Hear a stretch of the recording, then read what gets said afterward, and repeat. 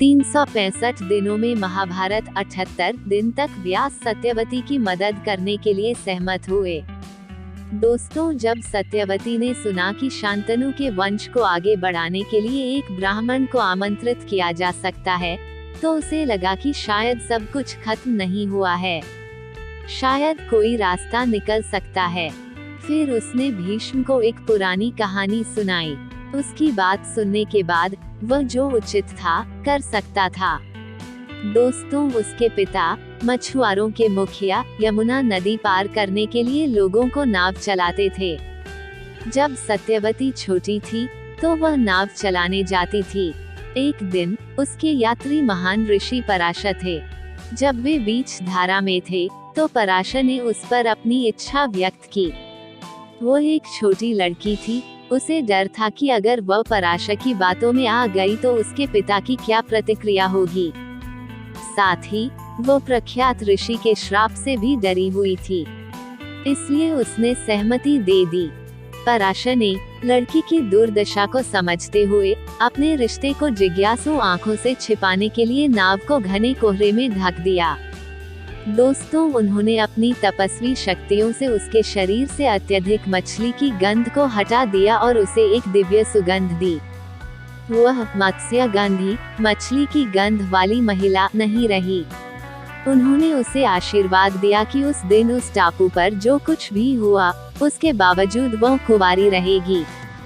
उसने एक बच्चे को जन्म दिया और उसके जन्म के तुरंत बाद ही उसके पिता ने उसे ले लिया। उस दिन पराशर से उसे जो बेटा मिला वह द्वैपायन नाम का एक प्रसिद्ध ऋषि था। उसने वेदों को 4 पुस्तकों में संहिताबद्ध करके व्यास की उपाधि अर्जित की थी और अपने काले रंग के कारण उसे कृष्ण भी कहा जाता था। अगर वह बुलाती तो वह आ जाता और वह वही करता जो वह और भीष्म चाहते। व्यास ने अपनी माँ से कहा था कि वो मुसीबत के समय उसका ख्याल रखे। अगर भीष्म उसकी बात से सहमत होते तो वह उसे मदद के लिए बुलाती। भीष्म ने हाथ जोड़कर सत्यवती के सुझाव को स्वीकार कर लिया और फैसला किया कि यही सबसे अच्छा हो सकता है। दोस्तों, काली सत्यवती ने अपने मन से अपने तपस्वी पुत्र कृष्ण द्वैपायन व्यास को बुलाया और वह, जो उस समय वेदों की व्याख्या कर रहा था, चुपके से उसके पास आया। जब उसने द्वैपायन को देखा तो सत्यवती भावनाओं से अभिभूत हो गई, क्योंकि उसने उसे जन्म के बाद से नहीं देखा था। उसने उसे गले लगाया और खुशी के आंसू बहाए। उसके बेटे द्वैपायन ने उसे सांत्वना दी और उसे प्रणाम किया। वो उसकी इच्छा पूरी करने के लिए वहां था। वो उसकी आज्ञा का इंतजार कर रहा था।